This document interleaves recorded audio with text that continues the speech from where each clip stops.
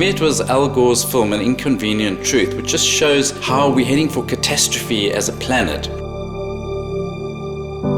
We used to build in a sustainable manner, and as the building sector's evolved, we've become more and more unsustainable. Green building can cut the consumption of energy, of water, of waste by 50% and more.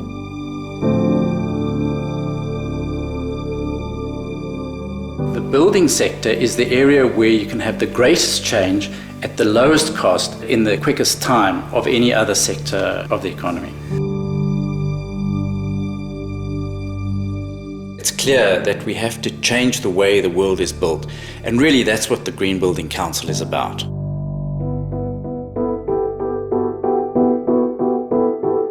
This is our 5th birthday. I think we've achieved a lot in 5 years. When I listen to the level of discussion about green building in the country, from 5 years ago to where we are now, we've moved a long way. In terms of my own living, I've tried to walk the talk in the way I've designed and built my house.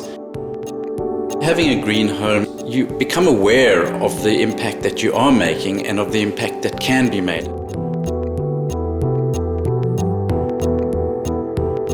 The progress you've made in the last 5 years has been thanks to all those people who've agreed to serve on our board. It's been thanks to our sponsors, thanks to our members, and thanks to those pioneers who've actually got their hands dirty and put those early green buildings on the ground. The first building that came out was a 4-star building, which was the Nedbank headquarters. Then the Oricon building came out, which is a 5-star building in Cape Town. And when you see a building like the Vodafone Innovation Centre, which is generating 200% of its own power, it's actually acting as a little power station.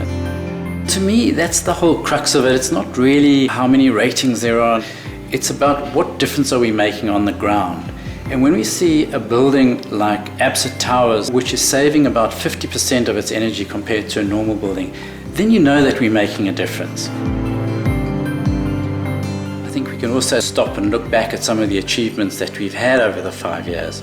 We're a member-driven organisation, and basically we're trying to meet the needs that our members have as they go forward into the green building space. And for me, you know, I got a sort of real, I guess I got it, having visited a green building and seen it in the flesh, and secondly, having done the Green Star AP course.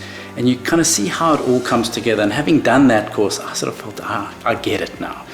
And I hope that those 3,000 people who've done that AP course, and many of them who have visited buildings on site visits, get that same sort of understanding of what can be achieved. Certified buildings are setting the standard in South Africa. It's not going to be very long at all where people won't actually bring out a building unless it's got a Green Star rating.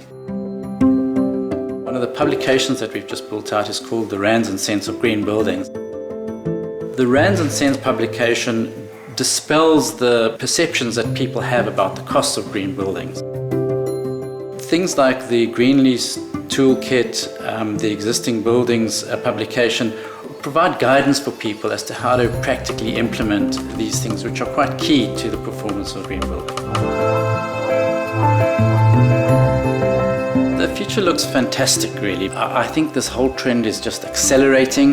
More and more people are getting it and doing it because they want to do it and because they see what they can achieve.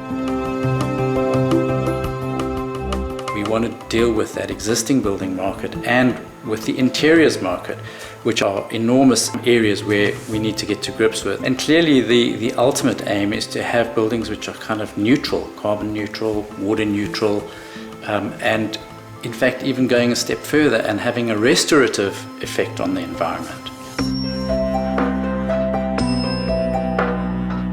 I really do believe that we don't all have to do everything, but if everyone makes a little bit of a difference, we can go a long way.